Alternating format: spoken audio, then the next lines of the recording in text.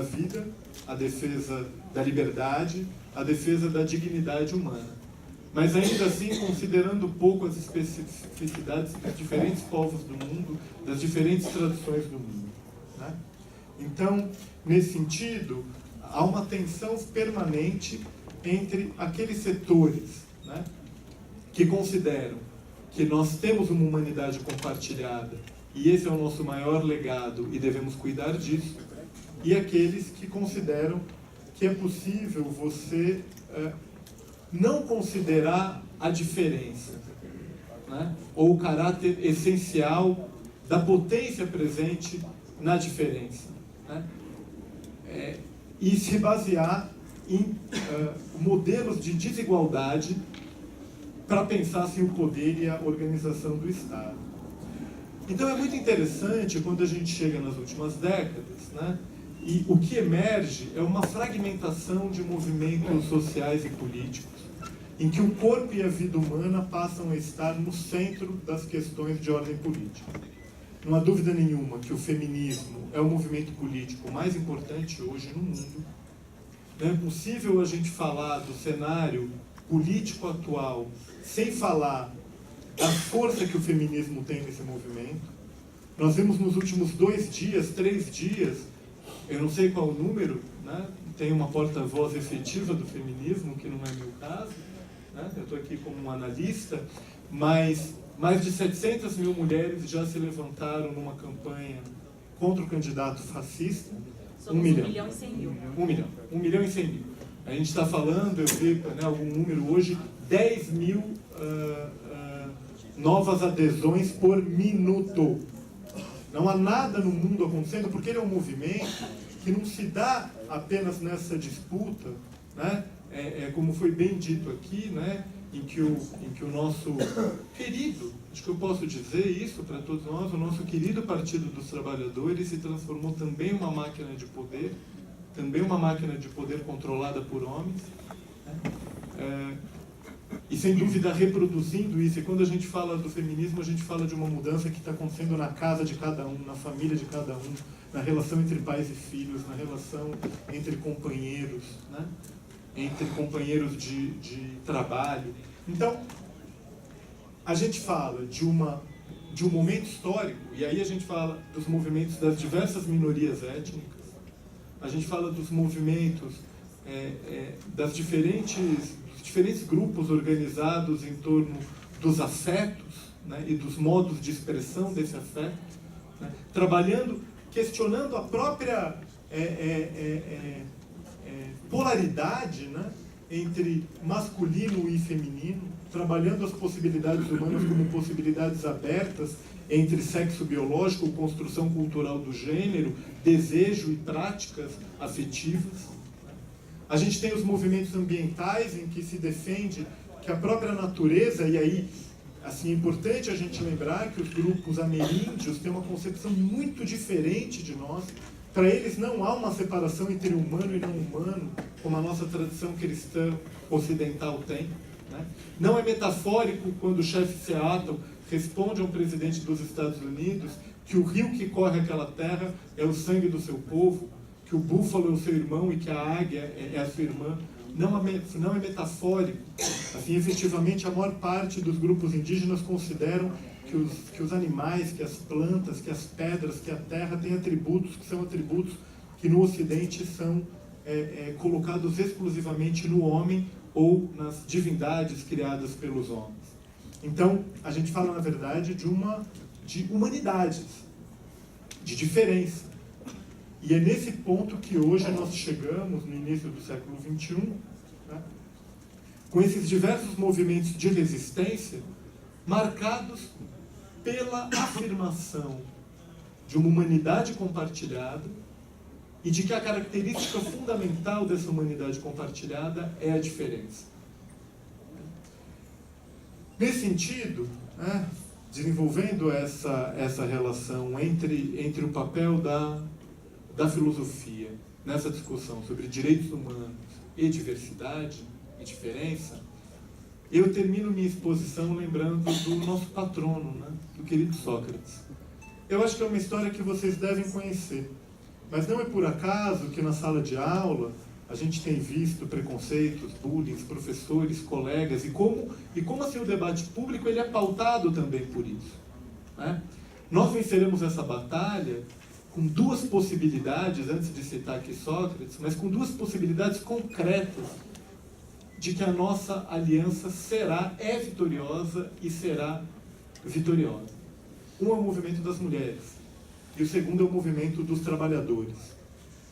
Nós somos grupos, nós compomos grupos que são capazes de compor uma força política indestrutível, que vai superar e que pode vencer, né, inclusive essas eleições. Mas quando a gente pensa no espaço da sala de aula, em que jovens das periferias começam a dizer que vão apoiar Bolsonaro, e a gente sabe que o mecanismo psicanalítico que faz com que pessoas oprimidas apoiem candidatos identificados com a opressão, né, ele é um mecanismo do medo, ele é um mecanismo do desespero, ele é um mecanismo da ideia de que existe uma falta de ordem, né? E essa falta de ordem estaria relacionada, então, ao fato de ter pessoas, né, as mulheres estarem invertendo um papel na relação com os homens, ou terem pessoas que já não são mais claramente definidas como homem e mulheres, né, que provocam essas distinções binárias, ou porque uns usam drogas e outros não deveriam usar. Então, no contexto cotidiano da prática do professor, ele enfrenta esse tipo de situação conflituosa e que não por acaso começa também a debater o debate público. E aí, né, eu me lembro de uma passagem de Sócrates que muitos de vocês devem conhecer, e eu encerro aqui minha apresentação com isso, em que um amigo de Sócrates chega para ele e fala: eu vou te contar uma coisa de um amigo meu. Eu acabei de ficar sabendo, é um amigo seu também, eu quero te contar. E o Sócrates responde: bem, antes de me dizer, vamos ver se você passa pelo teste dos 3 filtros. O primeiro é o da verdade. O que você vai me dizer é verdade? E o interlocutor de Sócrates diz: olha, eu não sei. Acabei de ficar sabendo, uma pessoa me contou isso. Então você quer me contar algo que você não tem certeza que é verdade. Mas vamos ao segundo filtro. Aquilo que você vai me dizer é bom? Não, não é. Na verdade é algo muito ruim. Então você quer me dizer algo que você não sabe que é verdade e que é algo que não é bom, que é ruim. Sim, mas tudo bem.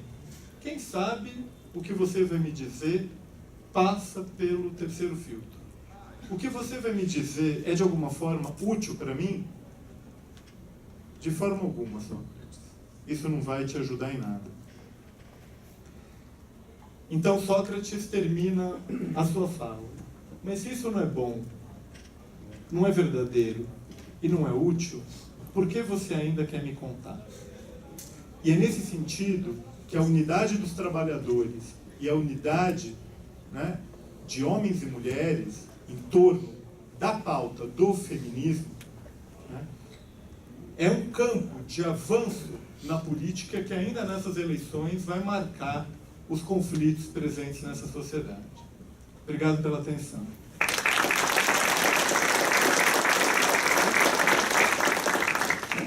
Obrigado, professor Paulo Gonvazzi. Agora nós passamos a palavra para a professora Lúcia Peixoto. Boa tarde. Muito feliz em estar aqui com vocês. A gente começa a ver que já está todo mundo bastante cansado, né? Mas hoje foi um dia bastante proveitoso, de muitas reflexões. Eu até mudei um pouquinho aqui o que eu tinha escrito, por tudo que foi sendo colocado, e o professor aqui, se a gente tivesse preparado juntos, né, a apresentação, não teria saído tão... a minha primeira folha eu já virei, professor. Então não vou me repetir aqui, né, porque eu também tinha destacado como início da reflexão sobre direitos humanos e qual o papel da filosofia nessa defesa de direitos, né, partir um pouquinho também da reflexão das origens do totalitarismo. E aí, quando o professor coloca, né, essa inquietação que o Sócrates faz, eu fiquei me perguntando, será que eu devo me calar? Creio eu que o que eu vá falar aqui, pelo menos duas dessas questões, né, responderia positivamente. Não é bom, gostaria eu de finalizar o dia, né, como eu sempre digo, semeando esperança, dizendo para vocês que muitas das inquietações que nós vimos aqui no decorrer do dia não são verdadeiras, né, que nós podemos voltar para casa hoje mais tranquilos do que viemos, mais tranquilas, mas não dá. Então a minha reflexão e aí, né, a minha história de vida, eu não tenho muita história na academia. Eu voltei a estudar muito tarde, fui operária têxtil durante muito tempo, lidei muito tempo, aprendi o que é mais-valia, o que é, o que é Karl Marx, do que ele está falando no chão da fábrica, trabalhando 16 horas por dia desde a adolescência. Com 13 anos eu já estava dentro de uma fábrica, trabalhando 12, 13 horas, e a gente trabalhava sem registro, sem ser jovem aprendiz, sem nada. Vim da roça e caí dentro da fábrica. E a gente foi aprendendo no dia a dia o que era essa injustiça, o que era essa exploração e o que era o direito da criança e do adolescente. No caso, eu ainda adolescente, nesse período nós não ouvimos falar de direitos. Quem que resguardava o nosso direito? Então, só bem mais tarde é que a gente vai percebendo, né, no dia a dia da vida. Nós falamos aqui da luta, né? Até o professor dos Santos falou, de repente, esse povo luta, mas nunca vence. E eu parto muito desse princípio de olhar quais são as batalhas que nós já vencemos. E aí, quando eu paro para olhar, quando é que foi que eu me tornei militante defensora dos direitos humanos? E de repente a gente percebe, acho que foi desde sempre. Nós que viemos de uma realidade mais dura, que somos, né, os oprimidos, as oprimidas dessa sociedade, a gente aprende muito cedo a nos defender. E aí nem é uma questão política, é uma questão de sobrevivência.